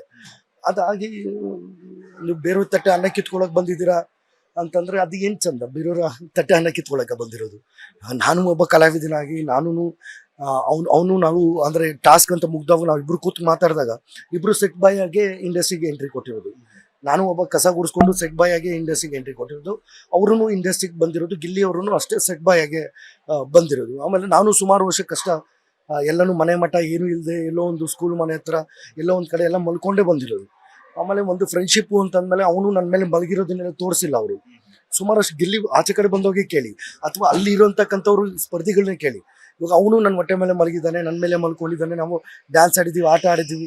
ಒಂದು ಫ್ರೆಂಡ್ಶಿಪ್ ಆದಮೇಲೆ ತಾನೇ ಒಂದು ಫ್ರೆಂಡ್ಶಿಪ್ಪಲ್ಲಿ ಅವನು ಬನೀನೆಲ್ಲ ಹಿಂಗೆ ಮೇಲೆ ಎತ್ತಿತ್ತು, ಅದ್ರ ಮೇಲೆ ಕಾಲು ಹಾಕೊಳ್ಳೋದು ಆ ಥರದ್ದು ಆಯ್ತೇ ಹೊರತು ಫ್ರೆಂಡ್ಶಿಪ್ಪಲ್ಲಿ ಅದೆಲ್ಲ ಆಗ್ತಿರೋದು ಅಷ್ಟೇ. ಅವ್ನು ಕಾಲು ಹಿಡ್ಕೊಂಡೋದು ಬ್ಲೆಸ್ಸಿಂಗ್ ಎಲ್ಲ ಅಂತ ನಾನು ನಕ್ಕದ್ನಲ್ಲ, ಅವ್ನು ಸ್ಪಾಂಟಿನಿಯಸ್ಗೆಲ್ಲ ನಕ್ಕದೆ. ಇವಾಗ ಅದಕ್ಕಿಂತ ಮುಂಚೆ ನಾನು ಅವ್ನು ಕಾಲು ಹಿಡ್ಕೊಳಕ್ಕೆ ಹೋಗ್ಲಿಲ್ವಲ್ಲ, ನಾನು ಅವಾಗ ಏನಾಗಿದ್ದೆ, ಅತಿಥಿ ಆಗಿದ್ದೆ, ಅವ್ರೇನಾಗಿದ್ರು ಸಿಬ್ಬಂದಿ ಆಗಿದ್ರು. ಅವಾಗ ಕಾಲು ಹಿಡ್ಕೊಂಡಿಲ್ಲ. ಒಂದು ಸಲಿಗೆ ಅಂತ ಸಿಕ್ಕಿ ಒಂದು ಇದ್ದಂದವಾಗ ಆ ಟಾಸ್ಕಿಂದ ಹೊರಗೆ ಬರಬೇಕಾದ್ರೆ ಅವಾಗ ತಾನೇ ನಾವು ಫ್ರೆಂಡ್ ಆಗಿ ಅವ್ನಿಗೆ ಹೋಗಿ ಕೊಟ್ಟೆ, ಪ್ರತಿಯೊಬ್ಬರಿಗೂ ಕೊಟ್ಟೆ, ಮನೆಯವ್ರಿಗೆ ಅವೆಲ್ಲನೂ ಆಯಿತು. ಅವೆಲ್ಲನೂ ಆಗಿ ಅದೆಲ್ಲ ಚೆನ್ನಾಗಿರ್ಬೇಕಾದ್ರೆ ಡೈನಿಂಗ್ ಟೇಬಲ್ ಊಟ ಮಾಡ್ತಿರ್ಬೇಕಾದ್ರೆ ಅವಾಗ ಮತ್ತೆ ಹೇಳ್ತಾನೆ, ಬೇರೆಯವ್ರು ನೀವೇನೋ ಬಿಗ್ ಬಾಸ್ ನೆಕ್ಸ್ಟ್ ಸೀಸನ್ ನಾನು ಕರೆದ್ರೆ ನಾನು ಬರಲ್ಲ, ನಿಮಗಳ ಥರ ಹೋಗಲ್ಲ ಅಂತಾರೆ. ಅದು ಅವ್ನ ಇಷ್ಟ ಪರ್ಸ್ನಲಿ. ಅದು ಬಿಟ್ಟು ಬೇರೆಯವ್ರ ತಟ್ಟೆ ಅನ್ನ ಕಿತ್ಕೊಳಕ್ಕೆ ಬರಲ್ಲ ನಾವು, ಆ ಥರದ್ದೆಲ್ಲ ಅಂದಾಗ ಅದು ಮಾತಾಡೋದು. ಯಾರು ತಟ್ಟೆ ಅನ್ನ ಕಿತ್ಕೊಳಕ್ಕೆ ಬಂದಿದ್ದಾರೆ, ಏನು ಮಾತಾಡ್ತಿದ್ಯಾ ಅಂತ ಅವೆಲ್ಲ ಅಂದವಾಗ ಒಂದು ಸ್ವಲ್ಪ ಬೇಜಾರಾಯಿತು. ಅದಾಗಿ ಆಚೆ ಕಡೆ ಪ್ರತಿಕ್ರಿಯೆ ಎಲ್ಲ ನೋಡಿದೆ. ಅವ್ರಿಗೆ ಅಂತ ಪ್ರೀತಿ ಮಾಡೋಂಥ ಬಳಗ. ಇವಾಗ ನಾನು ಆಚೆ ಕಡೆ ಇರ್ಬೇಕಾದ್ರೆ ನಾನು ಅವನು ಪ್ರೀತಿ ಮಾಡ್ತಿದ್ದೆ. ನಾನೇ ತಿಳ್ಕ ಇಟ್ಟು ನೀನು ತಾಯಿ ಚಾಮುಂಡೇಶ್ವರಿ ಆಶೀರ್ವಾದ ಇಲ್ಲಿ ನೀನು ಗೆದ್ದು ಬಾ ಅಂತಾನೆ ಅಂದೆ. ಯಾಕಂದರೆ ಒಂದಷ್ಟು ಕಷ್ಟ ಸುಖಗಳೆಲ್ಲ ನೋಡಿರ್ತಾರೆ. ಅವ್ರಿಗೂ ಒಂದು ಅಮೌಂಟು ಅಂತ ಸಿಕ್ಕಿದ್ರೆ ಬಿಗ್ ಬಾಸ್ ಮನೆಯಿಂದ ಸಿಕ್ಕಾಪಟ್ಟೆ ಅನುಕೂಲ ಆಗುತ್ತೆ. ಅವ್ರಿಗೂ ಅವ್ರ ಲೈಫ್ ಏನೋ ಒಂದು ಬಳಸ್ಕೊಳ್ಳೋಕೆ ಅದಕ್ಕೆಲ್ಲ ಅನುಕೂಲ ಆಗುತ್ತೆ. ನಾನು ಏನೇ ಹೇಳಿದ್ರು ಸಿಂಪತಿಗೆ, ನಾನೇನೇ ಹೇಳಿದ್ರು ನೋಡಿ ಇವಾಗ ಗೊತ್ತಾಯ್ತಾ ಅಂತೆಲ್ಲ ಹೇಳ್ಬೋದು. ಬಟ್ ನಮ್ಗೆ ಟಾಸ್ಕು ಅಂತ ಕೊಟ್ಟಾಗ ಆ ಟಾಸ್ಕ್ ಮಾಡಲೇಬೇಕಾಗುತ್ತೆ ಮಂಜು. ಅದು ಬಿಟ್ಟು ಬೇರೆದು ನನಗೆ ಅದು ಇರಲಿಲ್ವಲ್ಲ, ಬೇರೆದು ಎಂಥ ಪರ್ಸನಲ್ ಟಾರ್ಗೆಟ್ ಇನ್ನೊಂದು ಮತ್ತೊಂದು ಅವೆಲ್ಲ ಎಂಥದ್ದು ಇಲ್ಲ ನನಗೆ. ಎಲ್ಲ ಒಂದ್ ಕಡೆ ಈಗ ಗಿಲ್ಲಿ ಆಡ್ತಿದ್ದಾರೆ, ತುಂಬಾ ಚೆನ್ನಾಗಿ ಆಡ್ತಿದ್ದಾರೆ, ಅದೆಲ್ರಿಗೂ ಗೊತ್ತಿರುವಂತ ವಿಚಾರ. ಅತಿಯಾದ್ರೆ ಅಮೃತನೂ ಕೂಡ ವಿಷ ಆಗುತ್ತೆ ಅನ್ನುವಂತ ಮಾತಿದೆ. ಈಗ ಕಾಮಿಡಿ ಮೂಲಕ ಕರ್ನಾಟಕದ ಜನರ ಮನಸ್ಸನ್ನ ಗೆಲ್ತಾ ಇದ್ದಾರೆ. ಬಟ್ ನೀವ್ ಹೇಳ್ದಾಗ್ಲೇನೆ ಇವಾಗ ನಿಮ್ ಪಾಡಿಗೆ ನೀವು ಹೋದ್ರಿ, ಅತಿಥಿಗಳಾಗಿ ಹೋದ್ರು, ಒಂದು ಟಾಸ್ಕ್ ಅಂತ ಕೊಟ್ಟಾಗ ಟಾಸ್ಕ್ ಅಲ್ಲಿ ಏನ್ ಬರುತ್ತೋ ಅಷ್ಟಕ್ಕೆ ಮಾತ್ರ ಮಾತಾಡ್ಬೇಕು. ಆ ಟಾಸ್ಕ್ ಅಂದಾಗ್ಲೂ ಕೂಡ ಅತಿಥಿಗಳ ಮನ್ ನೋಯಿಸುವಂತದ್ದು ಕೂಡ ಅವ್ರಿಗೆ ಮುಳ್ಳಾಗಿ ಪರಿಣಮಿಸುತ್ತೆ ಅಂತ ಹೇಳ್ಬಿಟ್ಟು ಅವ್ರಿಗೆ ಗೊತ್ತಿರ್ಲಿಲ್ಲ. ಬಂದಾಗ ಎರಡನೇದ ಮೂರನೇದ ಮದುವೆ ಅನ್ನೋದು ತಿಂದೋಗುವಂತವ್ರಿಗೆ ಇಷ್ಟ ಇರ್ಬೇಕಾದ್ರೆ ತಂದಾಕುವಂತವ್ರಿಗೆ ಇಷ್ಟ ಇರ್ಬೇಕು. Because end of the day ನೀವು ಕೂಡ ಹೋಗಿರುವಂತದ್ದು ಆಟ ಆಡೋದಕ್ಕೆ, ಅವರು ಕೂಡ ಆಟ ಆಡೋದು ಬಂದಿರೋದು. ಸೊ ಅಲ್ಲಿ ತಂದಾಗ್ತಿರುವಂತದ್ದಾಗಿರ್ಬೋದು ಅಥವಾ ಕೊಡ್ತಾ ಇರುವಂತದ್ದಾಗಿರ್ಬೋದು ಬಿಗ್ ಬಾಸ್. ಸೊ ಇವ್ರಿಗೆ ಆ ಒಂದು ಮಾತಾಡೋದಕ್ಕೆ ಯಾವುದೇ ರೀತಿ ಅಂತ ರೈಟ್ಸ್ ಇಲ್ಲ. ಅಂತದ್ರಲ್ಲೂ ಕೂಡ ಅದರಲ್ಲೂ ಮಾತಾಡ್ತಾರೆ. ಈಗ ನಿಮ್ಮ ಹತ್ರ ಬಂದು ಒಂದು 5 ನಿಮಿಷ ರಜತ್ ಅವ್ರು ಹೇಳ್ತಾರೆ, 5 ನಿಮಿಷ ಚೆನ್ನಾಗಿರ್ತಾರೆ, ಮತ್ತೆ ಬಂದು ಸಾರಿ ಹೇಳ್ತಾರೆ, ಮತ್ತೆ ಬಂದು ಅದೇ ಕಿಟ್ಲೆ ಮಾಡ್ತಾರೆ, ಅದೇ ಇರ್ತಿರ್ತೈತೆ. ಸೊ ಇಲ್ಲಿ ಎಲ್ಲೋ ಒಂದ್ ಕಡೆ ಸುದೀಪ್ ಅವ್ರು ಹೇಳಿದ್ರು ಕೂಡ ಒಂದಷ್ಟು ವಿಚಾರಗಳಲ್ಲಿ, ಸೂಕ್ಷ್ಮವಾದಂತಹ ವಿಚಾರಗಳಲ್ಲಿ ವೀಕೆಂಡ್ ಅಲ್ಲಿ ಎಷ್ಟೋ ಸಲ ಹೇಳಿದ್ರು ಕೂಡ ತಿದ್ಕೊಳ್ಳುವಂತಹ ಪ್ರಯತ್ನವನ್ನ ಮಾಡ್ತಾ ಇಲ್ಲ. ಪದೇ ಪದೇ ಅಂದ್ರೆ ಜನರನ್ನ ಅಟ್ರಾಕ್ಟ್ ಮಾಡ್ತಿರೋದಕ್ಕ ಅಥವಾ ಏನು ಅಂತ ಹೇಳ್ಬಿಟ್ಟು ಇದ್ರ ಬಗ್ಗೆ ಏನಾದ್ರು ಕ್ಲಾರಿಟಿ ಕೊಡೋದಾದ್ರೆ. ಗೊತ್ತಿಲ್ಲ ಸರ್. ಅಂದರೆ ಇವಾಗ ನಾನು ಒಂದು ವಾರ ಮಟ್ಟಿಗೆ ಅಂತ ಹೋಗಿದ್ದು ಮಂಜು. ಅದಾಗಿ ಅವರು ಫೆಬ್ರವರಿನಲ್ಲೇ ಅವ್ರಿಗೆ ಓಕೆ ಆಗಿತ್ತು. 6 ಮಂತ್ಸ್ ಅವ್ನು ಹೋಮ್ ವರ್ಕ್ ಹೇಗಿತ್ತೋ ಏನೋ ಅವೆಲ್ಲ ಗೊತ್ತಿಲ್ಲ. ನಾನು ಒಂದು ವಾರ ಮಟ್ಟಿಗೆ ಇದ್ದಿದ್ದು ರಕ್ಷಿತಾ ಇರ್ಬೋದು, ಇವರು ಇನ್ನೊಬ್ರು ಯಾರು ಐಟಿಗೆ ಇದಾರಲ್ಲ ರಘು ಸರ್ ಇರ್ಬೋದು, ಅವನು ಇನ್ನೊಂದು ಹುಡುಗಿ ಹೆಣ್ಮಗು ಇದಲ್ಲ ಕಾವ್ಯ ರಾಶಿಕಾ, ಇವರೆಲ್ಲರೂ ನಾನು 1 ವೀಕ್ ಆಚೆ ಬರ್ಬೇಕಾದ್ರೆ ಕಣ್ ತುಂಬ ನೀರು ಹಾಕಿ ಕಳ್ಸಿಕೊಡ್ತಾರೆ. ಅಂದರೆ ಅವ್ರಿಗೆಲ್ಲ ಒಂದು ವಾರ ನಾನು ರಾಶಿಕಾ ಇವ್ರ ಹತ್ರ ಎಲ್ಲ ಸ್ಪಂದನೆ ಇವ್ರ ಹತ್ರ ಎಲ್ಲನೂ ಖುಷಿಯಾಗೆ ಇದ್ದು ಟಾಸ್ಕ್ ಅವ್ರಿಗೂ ಹೇಳಿದ್ದಾನೆ, ಅವ್ರ ಕೈಲೂ ಮಾಡಿಸಿದ್ದಾನೆ.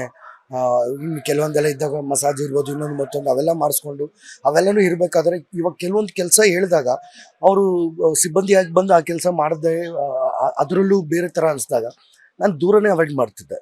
ಅವರೇ ಬಂದು ಕೆದಕಿ ಅವರೇ ಇದು ಮಾಡಿದಾಗ ನನಗೆ ಗೊತ್ತಿಲ್ಲ ಅದು ಹೆಂಗೆ ಹ್ಯಾಂಡಲ್ ಮಾಡಬೇಕಿತ್ತು ಏನೋ ಅನ್ನೋದು ಗೊತ್ತಿಲ್ಲ. ಬಟ್ ನನ್ನ ವ್ಯಕ್ತಿತ್ವ ಏನು ಅಂತಂದ್ರೆ ನನಗೆ ಯಾರಾದರೂ ಕೆದಕಿದ್ರೆ, ನನ್ನ ಹತ್ರ ಯಾರಾದರೂ ಏನಾದರೂ ಮಾತಾಡಿದ್ರೆ ನಾನು ಅದೇ ರೀತಿ ರಿಯಾಕ್ಟ್ ಮಾಡ್ತೀನಿ. ಅದು ಬಿಟ್ಟು ಬೇರೆ ರೀತಿ ರಿಯಾಕ್ಟ್ ಮಾಡಿ ಬೇರೆ ರೀತಿ ಹೋಗ್ಬೇಕು ಅನ್ನೋದೆಲ್ಲ ಏನಿಲ್ಲ ನನಗೆ.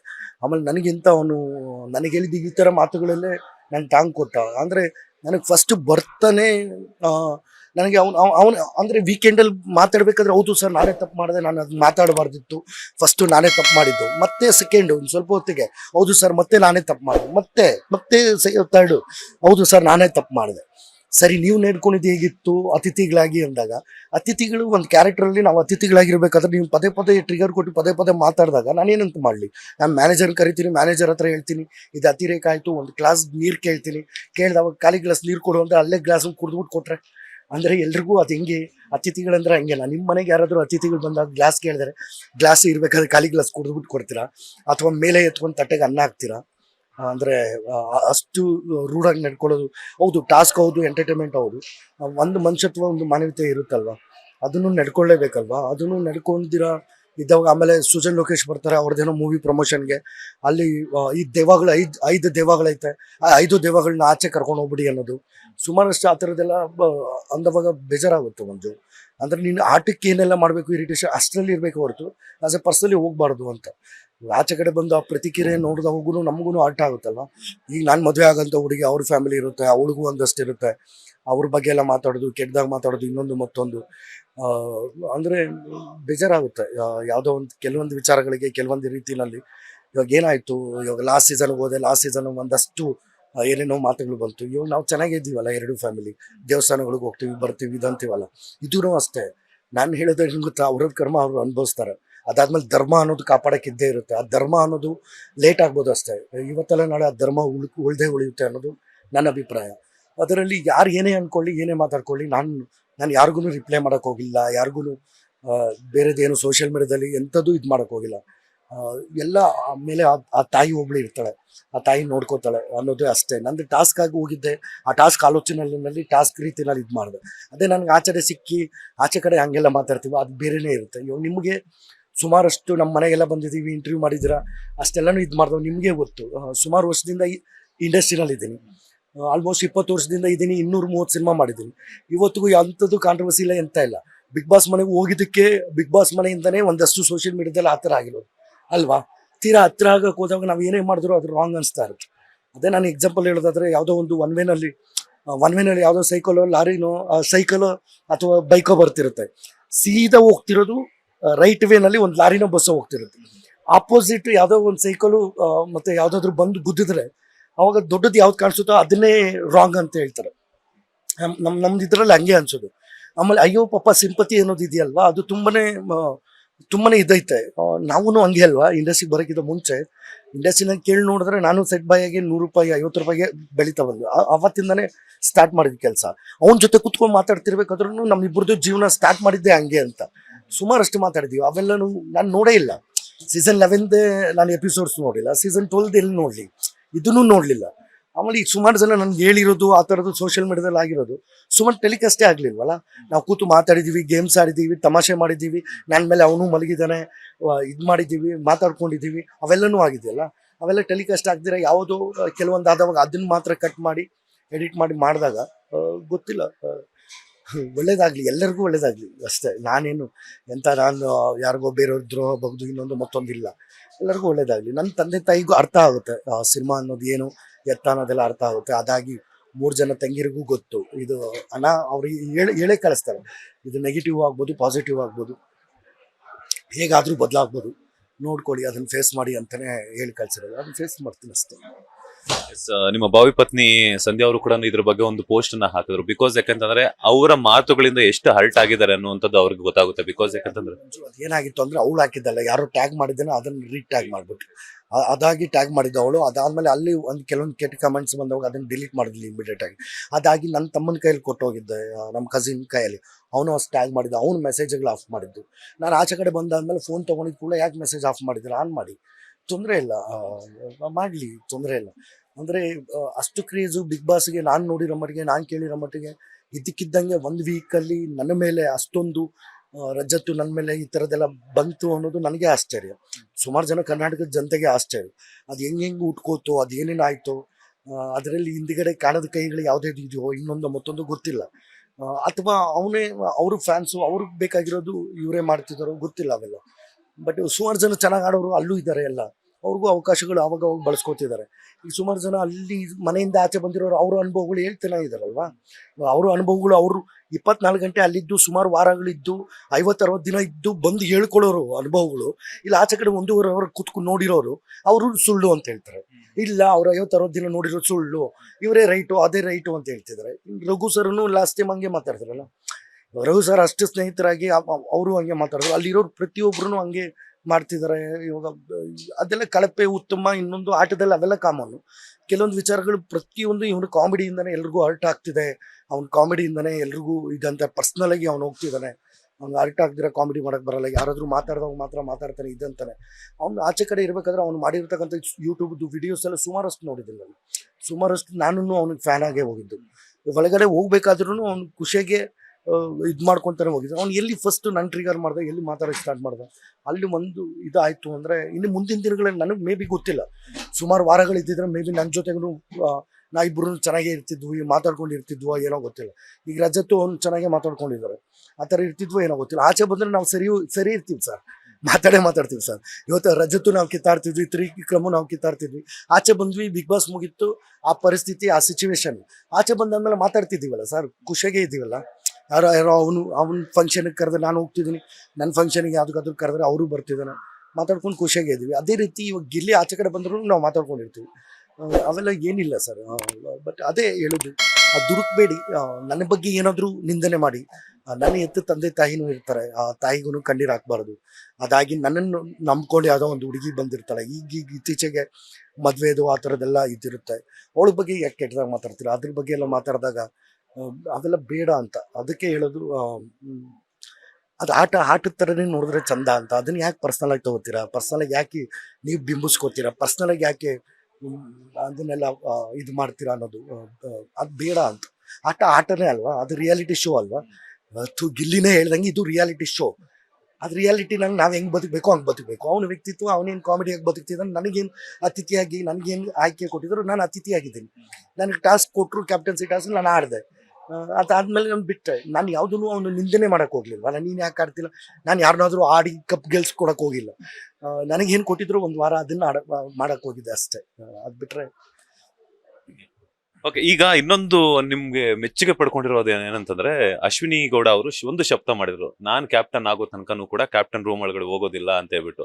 ನಿಮ್ಗೆ ಏನೋ ಒಂದು ಸರ್ವ್ ಮಾಡಕ್ ಬರ್ತಾರೆ ಅಂತ ಒಂದು ಸಂದರ್ಭದಲ್ಲಿ ನೀವು ಒಳಗಡೆನೆ ಬಂದ್ ಕೊಡಬೇಕು ಅಂತ ಹೇಳ್ಬಿಟ್ಟು ನೀವು ಹೇಳ್ತೀರಾ ಒಂದು ರೂಮಲ್ಲಿ. ಇಲ್ಲ ಸರ್ ನಾನು ಬರಲ್ಲ ಅಂದಾಗ, ಇಲ್ಲ ನೀವು ಆಸ್ ಎ ಸಿಬ್ಬಂದಿಯಾಗಿ ನೀವು ಬರಬೇಕು ಅಂತಂದಾಗ ಅವರನ್ನ ಒಳಗಡೆ ಕರ್ಸ್ಕೊಂಡು ಇದ್ ಮಾಡುವಂತದ್ದು, ಅಂದ್ರೆ ಸತ್ಕಾರ ಮಾಡಿಸ್ಕೊಳ್ಳುವಂತದ್ದು ನಿಮ್ಗೆ ಎಲ್ಲಾನು ಕೂಡ ಅಶ್ವಿನಿ ಗೌಡ ಅವರ ಒಂದು ಕೊಬ್ಬನ್ನ ಮಂಜಣ್ಣ ಅವರು ಮುರಿದ್ರು, ಹಂಗೆ ಹಿಂಗೆ ಆ ತರ ಈ ತರ ಅಂತ ಅಂದ್ರೆ ಟಾಸ್ಕ್ ಮೂಲಕ.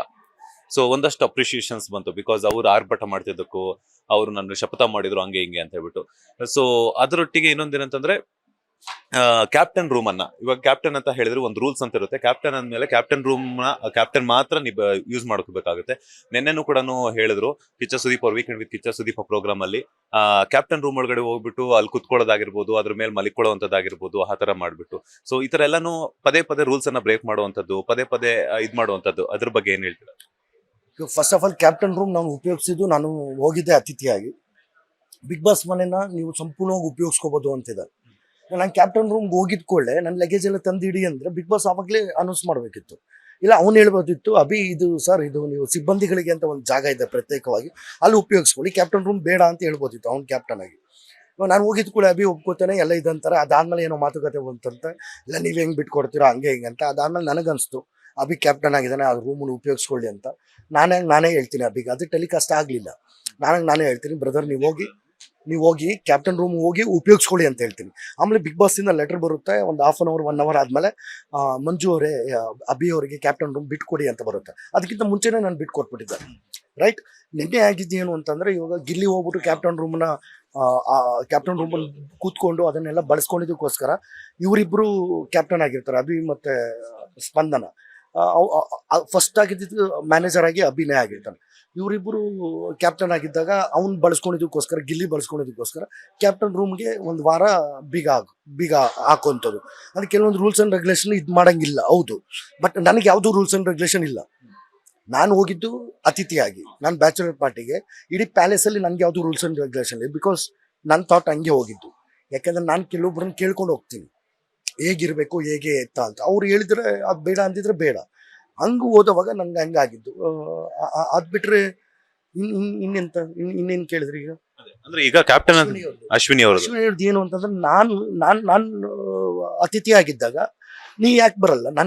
ನನ್ನ ರೂಲ್ಸ್ ಆ್ಯಂಡ್ ರೆಗ್ಯುಲೇಷನ್, ಬಿಕಾಸ್ ನಾನು ಅತಿಥಿಯಾಗಿ ನಾನು ಬಂದಿದ್ದೀನಿ, ನನ್ನ ಬ್ಯಾಚುಲರ್ ಪಾರ್ಟಿ, ನೀವು ಒಳಗೆ ಬಂದು ನನ್ಗೆ ಕೊಡಬೇಕಷ್ಟೇ. This is rule. ನಿಮ್ದೇನೋ ಷರತ್ತುಗಳು ನಿಮ್ದೇನೋ ಇತ್ತು ಅಂದರೆ ನನಗೆ ಆಗಲ್ಲ ಅಂತ. ಇವಾಗ ನೀವು ಕೇಳಿದ್ರಿ ಅವ್ರ ಕೊಬ್ಬನ್ನ ಅವ್ರನ್ನ ಮುರಿದಿರಿ ಅಂತ ಸುಮಾರು ಅಪ್ರಿಷಿಯೇಷನ್ ಕಮೆಂಟ್ಸ್ ಇನ್ನೊಂದು ಮತ್ತೊಂದು ಅಂತ ಬಂತು ಅಂತ. ಅದೇ ಟ್ರೋಲ್ ಪೇಜಸ್ ಎಲ್ಲ ಬಂತು ಅಂತ ಹೇಳಿದ್ರೆ ನಾನು ಅದನ್ನೆಲ್ಲ ನೋಡಿಲ್ಲ. ಅದೇ ಗಿಲ್ಲಿ ಅವರು ಕೆಲವೊಂದು ಮಾತುಗಳನ್ನ ನನ್ನ ಪರ್ಸನಲ್ ಆಗಿ 3ನೇದು 4ನೇದು ಮದುವೆ ಈ ಅನ್ನದ ವಿಚಾರದಲ್ಲಿ ಇವೆಲ್ಲ ಹೇಳಿದಾಗ ಅದು ಹೆಂಗೆ ತಪ್ಪಾಗುತ್ತೆ? ಅದೇಗೆ ತಪ್ಪಾಗುತ್ತೆ? ನಾನು ಗಿಲ್ಲಿಗೆ ಏನಾದರೂ ಆ ಥರ ಬೈದಿದ್ದೀನ, ಆ ಥರದ್ದು ಏನಾದರೂ ಮಾತಾಡಿದ್ದೀನ ಪರ್ಸನಲ್ ಆಗಿ? ಏನಿಲ್ವಲ್ಲ. ನಾನು ಕೊಟ್ಟಿದ್ದ ಟಾಸ್ಕ್ ಮೂಲಕ ಅವ್ನು ಆಡ್ತಾ ಇದ್ದಿದ್ದಕ್ಕೆ, ಅವ್ನು ಮಾಡ್ತಾ ಇದ್ದಿದ್ದಕ್ಕೆ ನಾನು ನೀರು ಚೆಲ್ಲೋದು ಅದು ಇದು ಮಾಡಿದ್ವಿ. ಹೌದು, ಒಬ್ಬೊಬ್ರು ವಿವೇಚನೆಗೆ ಒಬ್ಬೊಬ್ಬರಿಗೆ ಇವಾಗ ಬೇರೆ ರೀತಿನೇ ಮಂಜು ಮಾಡ್ಬೋದಿತ್ತು, ಇನ್ನೊಂದು ರೀತಿ ಬಳಸ್ಕೋಬೋದಿತ್ತು, ಹಂಗೆ ಹಿಂಗೆ ಅಂತ. ಅದೇ ಅಸುರ ಟಾಸ್ಕ್ ಕೊಟ್ಟಾಗ ನನಗೆ, ಅದೇ ಸೀಸನ್ 11 ಆ ಟಾಸ್ಕ್ನೇ ಸುಮಾರು ಜನ ಇಷ್ಟಪಟ್ಟವ್ರೆ. ಗುರು ಹಿಂಗೆ ಗುರು ಅಂತ ಸುಮಾರು ಜನಕ್ಕೆ ಬದನೆಕಾಯಿ ಆಲೂಗಡ್ಡೆ ಬಾಯಲ್ಲಿ ಇಟ್ಟಿದ್ದು, ಇನ್ನೊಂದು ಮತ್ತೊಂದು. ಆ ಟಾಸ್ಕ್ ಅಷ್ಟೇ, ಆ ಪಾತ್ರವಾಗಿ. ಇಲ್ಲಿ ನನ್ನ ಅತಿಥಿಯಾಗಿ ನನ್ನ ಪಾತ್ರ ಇತ್ತು. ಇಲ್ಲಾಂದ್ರೆ ನಾನು ಯಾಕೆ ಬಯಸ್ಕೋಬೇಕು? ಇವಾಗ ನಾನು ಯಾರನ್ನಾದ್ರೂ ನಿಂದನೆ ಮಾಡಿ ನನ್ಗೆ ಯಾರಿಗಾದ್ರೂ ತೊಂದರೆ ಕೊಟ್ರೆ ನನಗೆ ಖಂಡಿತ ಜನ ನೋಡೋರು ಉಗ್ದೇ ಹೋಗಿತಾರಲ್ವ. ನಾನು ಆ ಟಾಸ್ಕ್ ಆಗಿದ್ದೇ ಹೊರತು ನಾನು ಮಂಜು ಆಗಿರ್ಲಿಲ್ವಲ್ಲ. ಬ್ಯಾಚುಲರ್ ಪಾರ್ಟಿಯಾಗ ಹಂಗು ಅಲ್ಲಿ ಏನೋ ವ್ಯಕ್ತಿತ್ವ ಇರಬೇಕು, ಹಂಗೆ ಹಿಂಗೆ ಅಂತ ಟಾಸ್ಕ್ ಮುಗಿದು ಕೂಡ ಎಲ್ರಿಗೂ ಕೊಟ್ಟೆ. ಎಲ್ಲರ ಜೊತೆನೂ ಪ್ರೀತಿ ವಿಶ್ವಾಸದಲ್ಲಿ ಮಾತಾಡಿಸಿದೆ. ಪ್ರತಿಯೊಬ್ಬರು ಸ್ಪಂದನ ಆಗಿರ್ಬೋದು, ರಾಶಿಕಾ ಆಗಿರ್ಬೋದು, ಕಾವ್ಯ ಆಗಿರ್ಬೋದು, ಇವರೆಲ್ಲ ನಾನು ಆಚೆ ಕಡೆ ಬರಬೇಕಾದ್ರೆ ಹೆಣ್ಮಕ್ಳೇ ಕಣ್ಣಲ್ಲಿ ನೀರಾಕಿ ಕಳಿಸಿದ್ರು, ಮಂಜಣ್ಣ ಹೋಗ್ತಿದ್ದೀರಾ ಅಂತ. ಅದಾದ್ಮೇಲೆ ನನಗೆ ಇದು ಎಲ್ಲರೂ ತಗೊಂಬಂದು ಕೊಟ್ಟರು. ಏನಂತ ಈ ಕ್ವಾಟ್ಲೆ ಕೊಡೋದು, ಬ್ರಾಜ್ ಬಂತಲ್ಲ, ಏನದು ಅದು ಒಂದು ಬ್ರಾಜ್ ಕೊಟ್ಟರು ಲಾಸ್ಟಲ್ಲಿ ವೀಕೆಂಡಲ್ಲಿ ನನಗೆ. ಬ್ರಾಜ್ ಏನಂತ ಕೊಟ್ಟರು ಅಂದರೆ ಅಲ್ಲಲ್ಲ, ಅದು ತುಂಬ ಹಿಂಸೆ ಕೊಡೋದಕ್ಕೆ ಅದು ಒಂದು ವರ್ಲ್ಡ್ ಇತ್ತು. ಅಂದರೆ ಇವನು ಅಂದರೆ ಪ್ರತಿಯೊಬ್ಬರು ಬಂದು ನನಗೆ ಕೊಟ್ಟಿದ್ದು ಏನು ಅಂತಂದರೆ ಹಿಂಸೆ, ಚಿತ್ರಹಿಂಸೆ ಅಲ್ಲ, ಕಳಪೆ ಅಲ್ಲ, ಇದು ಅದೇನಂದರೆ ತೀಟ್ಲೆ, ಅಂದರೆ ಕ್ವಾಟ್ಲೆ ಕೊಡೋದಕ್ಕೆ, ಕ್ವಾಟ್ಲೆ ಥರದ್ದು ಇನ್ನೊಂದು ಕಿಚಾಯಿಸೋದು, ಆ ಥರದಕ್ಕೆ ಏನೋ ಒಂದು ವರ್ಲ್ಡ್ ಇತ್ತು. ಅದು ಕೊಟ್ಟಿದ್ದು ನಾನು ಮರ್ತೆ. ಅದು 3 ಅದು ಎಲ್ಲರೂ ನನಗೆ ತಂದು ಕೊಟ್ಟರು. ಎಲ್ಲರೂ ಪಾಸಿಟಿವ್ ಆಗಿ ಹೇಳಿದ್ರು. ಇವ್ರು ಮಂಜು ಅವರು ನಾವು ಎಲ್ಲೇ ಇದ್ರೂ, ಎಲ್ಲೇ ಇದ್ದರೂ ಅವ್ರು ಟಾಸ್ಕಲ್ಲೇ ಇದ್ದರು. ಆ ಟಾಸ್ಕಲ್ಲೇ ಇದ್ದು ನಮ್ಮನ್ನೆಲ್ಲರೂ ಆ್ಯಕ್ಟಿವ್ ಆಗಿ ಇಟ್ಟಿದ್ದಕ್ಕೆ ಈ ವಾರ ಇಷ್ಟೆಲ್ಲ ಇದು ಅನಿಸಿದ್ದು. ನಮಗೆ ತುಂಬಾ ಕಾಟ ಕೊಟ್ಟಿದ್ದು ಇವರೇ ಅಂತಲೇ ಅಂದರು. ಬಿಕಾಸ್ ಟಾಸ್ಕ್ ಮೂಲಕ ಕಾಟ ಕೊಟ್ಟಿದ್ದು, ಅದನ್ನು ಪಾಸಿಟಿವ್ ಆಗಿ ಹೇಳಿದ್ರು. ರಕ್ಷಿತಾ ಹೇಳಿದ್ರು, ಕಾಕ್ರೋಚ್ ಇರ್ಬೋದು, ಗಿಲ್ಲಿ ಇರ್ಬೋದು, ಅಥವಾ ರಘುವಣ ಇರ್ಬೋದು, ಇವರು 3 ಜನರ ಕ್ವಾಲಿಟಿ ಇದೆ ಮಂಜು ಅವರಿಗೆ ಅಂತಂದು. ಅದೆಲ್ಲ ಅಪಿಷೇಷನ್ ಅಂದರೆ ಎಲ್ಲರೂ ಹೋಗ್ಲಿರ್ದೆ ಅಲ್ವಾ ಸರ್. ಪ್ರತಿಯೊಬ್ಬರು ನನಗೆ ಕೊಟ್ರಲ್ಲ, ಅಂದರೆ ಪ್ರತಿಯೊಬ್ಬರು ಆ ಥರ ಕೊಟ್ಟು ಮಾತಾಡಿದಾಗ ಅವೆಲ್ಲನೂ ಪಾಸಿಟಿವ್ ಆಗಿತ್ತು. ಆ ಟಾಸ್ಕ್ ಇತ್ತು, ಅದನ್ನು ಒಂದು ವಾರ ನಾನು ಎಂಜಾಯ್ ಮಾಡಬೇಕಿತ್ತು ಅಷ್ಟೇ ಮಂಜು ಸರ್. ಅದಾದಮೇಲೆ ಆಚೆ ಬಂದಿದ್ದು ಅವ್ರಿಗೆ ನಾನೇನು ಹೇಳೋಕ್ಕಾಗಲ್ಲ ಸರ್. ಯಾಕಂದರೆ ತುಂಬ ದೊಡ್ಡವರು ಅವರು. ಯಾಕಂದರೆ ನನ್ನ ಎತ್ತೆ ತಂದೆ ತಾಯಿ ಬಗ್ಗೆ, ನನ್ನ ಫ್ಯಾಮಿಲಿ ಬಗ್ಗೆ, ನಾನು ಮದುವೆ ಆಗೋ ಹುಡುಗಿ ಬಗ್ಗೆ ಎಲ್ಲ ಮಾತಾಡ್ತಿದ್ದಾರೆ ಅಂದರೆ ಅವರು ದೊಡ್ಡವರೇ. ಅಂದರೆ ಕಮೆಂಟ್ಸ್ಗಳು ಮಾಡ್ತಿದ್ದಾರೆ, ಸಿಕ್ಕಾಪಟ್ಟೆ ಕೆಟ್ಟದಾಗೆಲ್ಲ ಕಮೆಂಟ್ಸ್ಗಳು ಆ ಥರ ಎಲ್ಲ ಮಾಡ್ತಿದ್ದಾರೆ ಅಂದರೆ ಅವ್ರು ನನ್ನ ಪ್ರಕಾರ ದೊಡ್ಡವರು. ಆ ದೊಡ್ಡವ್ರಿಗೆ ಏನು ಹೇಳೋಕ್ಕಾಗುತ್ತೆ ಸರ್? ಆ ದೊಡ್ಡವ್ರಿಗೆ ಏನು ಹೇಳೋಕ್ಕಾಗಲ್ಲ. ಅವರು ದೊಡ್ಡವರೇ, ಅವ್ರು ದೊಡ್ಡವ್ರು. ಹೆಂಗಾದರೂ ಕಮೆಂಟ್ಸ್ ಮಾಡ್ಕೊಳ್ಳಿ, ಹೆಂಗಾದರೂ ಮಾಡ್ಕೊಳ್ಳಿ, ಅದು ಹಾಗೇ ಇರಲಿ. ಅವ್ರು ನಾನೇನು ಹೇಳೋಕ್ಕಾಗಲ್ಲ. ಎಸ್, ನಿಮ್ಮ ಪ್ರಕಾರ ಟಾಪ್ 5 ಫಿನಾಲೆ ಕಂಟೆಸ್ಟೆಂಟ್ಸ್ ಯಾರಾಗಬಹುದು, ಯಾರು ವಿನ್ ಆಗ್ತಾರೆ ಅಂತ? ಅಶ್ವಿನಿ ಇರ್ತಾರೆ, ಗಿಲ್ಲಿ ಇರ್ತಾರೆ, ಅದಾದಮೇಲೆ ಇನ್ನೊಬ್ಬ ನಮ್ಮ ಧನುಷ್ ಇರ್ತಾರೆ, ಅದಾದಮೇಲೆ ಇವಳು ರಕ್ಷಿತಾ ಇರ್ತಾಳೆ, ಅದಾದಮೇಲೆ ಮೇ ಬಿ ಧ್ರುವಂತಿಲ್ಲ, ಇದು ಅದೇ ರಘುವಣ್ಣ ಹೇಳಾಯ್ತು, ರಘುವಣ್ಣ ಇರ್ತಾರೆ. ಇವರೊಂದು 5 ಜನ ಇರ್ತಾರೆ. ವಿನ್ನು ಅಂದರೆ ಟಾಸ್ಕು, ಮನೆಯಲ್ಲಿ ಕೆಲವೊಂದು ಎಂಟರ್ಟೈನ್ಮೆಂಟು ಅಂದರೆ ಇದು ಹೇಳೋಕ್ಕಾಗಲ್ಲ ಮಂಜು. ಅಂದರೆ ಇನ್ನು ಲಾಸ್ಟ್ 3-4 ವೀಕ್ಸಲ್ಲಿ ಹೆಂಗೆ ಬೇಕಾದರೂ ಆಗ್ಬೋದು. ಯಾಕಂದರೆ ಒಬ್ಬರು ಎಂಟರ್ಟೈನ್ಮೆಂಟಲ್ಲೇ ಇದ್ದಾರೆ, ತೀರಾ ಎಂಟರ್ಟೈನ್ಮೆಂಟು ಕಾಮಿಡಿ ಇದನ್ನಲ್ಲೇ ಇದ್ದಾರೆ. ಕೆಲವೊಬ್ರು ತೀರಾ ಟಾಸ್ಕಲ್ಲೇ ಇದ್ದಾರೆ. ಇನ್ನು ಕೆಲವೊಬ್ರು ಮನೆ ರೂಲ್ಸ್ ಆ್ಯಂಡ್ ರೆಗ್ಯುಲೇಷನ್, ಮನೆ ಕೆಲಸಗಳ ಜೊತೆಗೆ ಅಲ್ಲೋ ಇಲ್ಲೋ ಸ್ವಲ್ಪ ತೊಡಗಿಸ್ಕೋತಿದ್ದಾರೆ. ಅಂದರೆ ಸಂಪೂರ್ಣವಾಗಿ ಎಲ್ಲದರಲ್ಲೂ ಇದ್ದಾರೆ. ಇವ್ನು ಡಿಕ್ಲೈನ್ ಮಾಡ್ಬಿಡ್ಬೋದು, ಇವನೇ ವಿನ್ನರ್ ಅನ್ನೋ ರೀತಿ ಇಲ್ಲ. ಯಾಕಂದರೆ ಗಿಲ್ಲಿ ಎಂಟರ್ಟೈನ್ಮೆಂಟಲ್ಲಿ ಮೇಲೆ ಇದ್ದಾನೆ. ಅದಾಗಿ ಇವಾಗ ಟಾಸ್ಕ್ ವಿಚಾರದಲ್ಲಿ ರಘು ಅವರು ಇದ್ದಾರೆ, ಧನುಷ್ ಅವರು ಇದ್ದಾರೆ. ಮನೆ ಕೆಲಸ ಎಲ್ಲ ಮಾಡಿಕೊಂಡು ಟಾಸ್ಕ್ ವಿಚಾರದಲ್ಲೂ ಅಶ್ವಿನಿ ಅವರು ಸ್ವಲ್ಪ ತೊಡಗಿಸ್ಕೊಂಡಿದ್ದಾರೆ. ಅದಾಗಿ ಇವರು ರಕ್ಷಿತಾ ಇದ್ಕೊಂಡು ಎಂಟರ್ಟೈನ್ಮೆಂಟಲ್ಲೂ ಇದ್ದಾಳೆ, ಟಾಸ್ಕೂ ಚೆಂದ ಆಡ್ತಿದ್ದಾಳೆ, ಮನೆ ಕೆಲಸನೂ ಚೆಂದ ಮಾಡ್ತಿದ್ದಾಳೆ. ಹಾಗಾಗಿ ಚೆಂದ ಆಡೋರು ಎಲ್ಲರೂ ಇದ್ದಾರೆ. ಎಲ್ಲರೂ ಇಲ್ಲಿವರೆಗೂ ಬಂದಿದ್ದಾರೆ. 60 ದಿನ 65 ದಿನ ಅಂದರೆ ಪ್ರತಿಯೊಬ್ಬರು ತುಂಬ ಚೆನ್ನಾಗಿ ಆಡ್ತಿದ್ದಾರೆ. ಅದು ಧ್ರುವಂತೂ ಆಡ್ತಿದ್ದಾನೆ. ಅದಾದಮೇಲೆ ಎಲ್ಲರೂ ತುಂಬ ಚೆನ್ನಾಗಿ ಆಡ್ತಿದ್ದಾರೆ. ನಮ್ಮ ಮಾಳು ಆಲ್ಸೋ, ಮಾಳುನು ಎಂಟರ್ಟೈನ್ಮೆಂಟಲ್ಲೂ ಇದ್ದಾರೆ, ಟಾಸ್ಕಲ್ಲೂ ಇದ್ದಾರೆ. ಮಾಳುನು ಹೇಳೋಕ್ಕಾಗಲ್ಲ. ಯಾವುದೋ ಒಂದೊಂದು ವಾರದಲ್ಲಿ ಇತ್ತೀಚೆಗೆ ಒಂದು ಸ್ವಲ್ಪ ಎಲ್ಲೂ ಕಾಣಿಸ್ಕೊಂಡಿಲ್ಲ, ಡಲ್ ಅಂತ ಅನ್ಸ್ಬೋದು ಅಷ್ಟೇ. ಬಟ್ ಅದೇ ಹೇಳೋಕ್ಕಾಗಲ್ಲ. ಒಂದೇ ವಾರದಲ್ಲಿ ಏನು ಬೇಕಾದರೂ ಆಗ್ಬೋದು. ಒಂದೇ ವಾರದಲ್ಲಿ ಅಲ್ವಾ, ನಾವು ಹೋಗಿದ್ದ ವಾರನೇ ಅಲ್ವಾ ಇಷ್ಟೆಲ್ಲ ಆಗಿದ್ದು. ಹಾಗೆ ಒಂದೇ ವಾರದಲ್ಲಿ ಏನು ಬೇಕಾದರೂ ಆಗ್ಬೋದು. ಎಸ್, ಫೈನಲಿ ಕರ್ನಾಟಕದ ಜನತೆಗೆ ಏನು ಹೇಳ್ತೀರಾ ಅಂತ? ಇಲ್ಲ, ನಿಮ್ಮ ಮಂಜು ಏನು ನೀವೆಲ್ಲ ಪ್ರೀತಿ ಕೊಟ್ಟಿದ್ರೋ, ಏನು ಕರ್ನಾಟಕದ ತಾಯಂದರು ಮತ್ತು ಅಕ್ಕ ತಂಗಿರೆಲ್ಲ ಏನು ಪ್ರೀತಿ ಕೊಟ್ಟಿದ್ರು ಆ ಪ್ರೀತಿ ಎಂದಿಗೂ ನಾನು ಹಂಗೆ ಉಳಿಸ್ಕೊತೀನಿ. ಇದು ಒಂದು ರಿಯಾಲಿಟಿ ಶೋ ಆಗಿರುತ್ತೆ, ಅದಕ್ಕೋಸ್ಕರ ಹೋಗಿರ್ತೀನಿ. ಅದಕ್ಕೋಸ್ಕರ ಒಂದು ಟಾಸ್ಕ್ ಕೊಟ್ಟಿರ್ತಾರೆ, ಅತಿಥಿಗಳಾಗಿ ನಾವು ಹೋಗಿರ್ತೀವಿ ನಮ್ಮ ಬ್ಯಾಚುಲರ್ ಪಾರ್ಟಿಗೆ, ಅದನ್ನು ಮಾತ್ರ ಮಾಡಿ ಬಂದಿರ್ತೀನಿ. ಅದು ಬಿಟ್ಟರೆ ಯಾರನ್ನೇ ನಿಂದಿಸಬೇಕು, ಯಾರ ಬಗ್ಗೆನೇ ಯಾರನ್ನೂ ಟಾರ್ಗೆಟ್ ಇಟ್ಕೊಂಡು ಹೋಗಬೇಕು, ಇನ್ನೊಂದು ಮತ್ತೊಂದು ಇಲ್ಲ. ನಮಗೆ ಬಿಗ್ ಬಾಸ್ ಒಂದು ಟಾಸ್ಕ್ ಕೊಡ್ತಾರೆ, ಅದಕ್ಕೆ ಪ್ರಕಾರ ನಮಗೆ ಪೇಮೆಂಟ್ ಕೊಡ್ತಾರೆ, ಟಾಸ್ಕ್ ಕೊಡ್ತಾರೆ. ಅದರಲ್ಲಿ ನನ್ನ ಮಾನವೀಯತೆ ಇಟ್ಕೊಂಡು ಟಾಸ್ಕ್ ಮುಗಿದಾದ್ಮೇಲೆ ಅವನ ಜೊತೆಗೆಲ್ಲ ಮಾತಾಡಿದ್ದೀನಿ. ಅದೆಲ್ಲನೂ ಆಚೆ ಕಡೆ ಏನೇ ಒಂದಷ್ಟು ಟ್ರೋಲ್ಸ್ ಇನ್ನೊಂದು ಮತ್ತೊಂದು ಏನೇ ಬಂದಿರ್ಬೋದು, ನನ್ನ ಫ್ಯಾಮಿಲಿ ಬಗ್ಗೆ ಮಾತಾಡೋದು ಇನ್ನೊಂದು ಮತ್ತೊಂದು, ಅವರೆಲ್ಲ ಮಾಡಿದವರೆಲ್ಲ ದೊಡ್ಡವರೇ ನನ್ನ ಪ್ರಕಾರ. ಅವ್ರು ದೊಡ್ಡವರೇ, ಅವರು ದೊಡ್ಡವರಾಗೇ ಇಲ್ಲಿ, ತೊಂದರೆ ಇಲ್ಲ. ನಾನು ಚಿಕ್ಕವನಾಗೇ ಇರ್ತೀನಿ. ನಿಮ್ಮೆಲ್ಲರ ಪ್ರೀತಿ ವಿಶ್ವಾಸ, ಒಂದಷ್ಟು ಸಿನಿಮಾಗಳು ಬರ್ತಿದೆ. ಈಗ ಮ್ಯಾಂಗೋ ಪಚ್ಚದಲ್ಲಿ ಆ್ಯಕ್ಟ್ ಮಾಡಿದ್ದೀನಿ, ಅದು ಜಾನ್ 15th ರಿಲೀಸ್ ಆಗ್ತಿದೆ. ಇನ್ನೂ ಒಂದಷ್ಟು ಸಿನಿಮಾಗಳು ವರ್ಕ್ ಮಾಡ್ತಿದ್ದೀನಿ. ನಿಮ್ಮೆಲ್ಲರ ಪ್ರೀತಿ ವಿಶ್ವಾಸ ಆಶೀರ್ವಾದ ಹೀಗೆ ಇರಲಿ. ಖಂಡಿತವಾಗ್ಲೂ ನಿಮಗೆ ಎಷ್ಟು ನನ್ನ ಕೈಯಲ್ಲಾಗುತ್ತೋ ಅಷ್ಟರ ಮಟ್ಟಿಗೆ ಸಿನಿಮಾಗಳ ಮೂಲಕ ಆಗಿರ್ಬೋದು ಅಥವಾ ಬೇರೆ ಎಂಟರ್ಟೈನ್ಮೆಂಟ್ ಯಾವುದೇ ಒಂದು ಅಭಿನಯದ ಮೂಲಕ ನಿಮ್ಮನ್ನು ಎಂಟರ್ಟೈನ್ ಮಾಡ್ತಾನೆ ಇರ್ತೀನಿ. ನಿಮ್ಮೆಲ್ಲರ ಪ್ರೀತಿ ವಿಶ್ವಾಸ ಹೀಗೆ ಸದಾಕಾಲ ನನ್ನ ಮೇಲೆ ಮತ್ತು ನನ್ನ ಇಡೀ ಕುಟುಂಬದ ಮೇಲೆ ಇರಲಿ ಅಂತ ಕೇಳ್ಕೊತೀನಿ. Thank you so much. Thank you so much. ಒಂದಷ್ಟು ಸಮಯವನ್ನ ಕೊಟ್ಟಿದ್ದಕ್ಕೆ, ನಿಮ್ಮ ಬಿಸಿ ಸ್ಕೆಡ್ಯೂಲ್ ಅಲ್ಲಿ ಮತ್ತೆ ಹುಷಾರಿಲ್ದಿರುವಂತ ಸಂದರ್ಭದಲ್ಲೂ ಕೂಡ ಒಳ್ಳೇದಾಗ್ಲಿ. All the best. Thank you Manju, thank you. ನಿಮಗೂ ಥ್ಯಾಂಕ್ ಯು ಸೋ ಮಚ್. ನೀವು ಒಂದಷ್ಟು ವಿಚಾರಗಳನ್ನ ಅಂದರೆ ಕಲಾವಿದರು ನಮ್ಮಗಳನ್ನೆಲ್ಲ ಒಂದು ಹೋಗೋ ಟೈಮಲ್ಲೆಲ್ಲ ಬಂದು ಜನಗಳಿಗೆ ಮುಟ್ಸೋದ್ರಲ್ಲಿ ನಿಮ್ಮ ಪ್ರಯತ್ನನೂ ತುಂಬಾನೇ ಇದೆ. ಅದಕ್ಕೆ ನಿಮಗೂ ಥ್ಯಾಂಕ್ ಯು ಸೋ ಮಚ್. ಇದಾಗಿತ್ತು ಉಗ್ರಂ ಮಂಜು ಅವರ ಮಾತು. ಕ್ಯಾಮರಾ ಪರ್ಸನ್ ರಾಘವೇಂದ್ರ ಸ್ವಾಮಿ ಜೊತೆ Manjunath Srinivas, boss TV Kannada, Bengaluru. Latest ಹಾಗೂ ಇಂಟ್ರೆಸ್ಟಿಂಗ್ ಸುದ್ದಿಗಳಿಗಾಗಿ ಬಾಸ್ ಟಿವಿ ಕನ್ನಡ ಚಾನೆಲ್ನ ಸಬ್ಸ್ಕ್ರೈಬ್ ಮಾಡಿ. ಹಾಗೆಯೇ ಬೆಲ್ ಐಕಾನ್ ಪ್ರೆಸ್ ಮಾಡಿ. ಇದರ ಜೊತೆಗೆ ಫೇಸ್ಬುಕ್, ಇನ್ಸ್ಟಾಗ್ರಾಮ್, ಎಕ್ಸ್ ನಲ್ಲೂ ಮಿಸ್ ಮಾಡದೆ ಫಾಲೋ ಮಾಡಿ.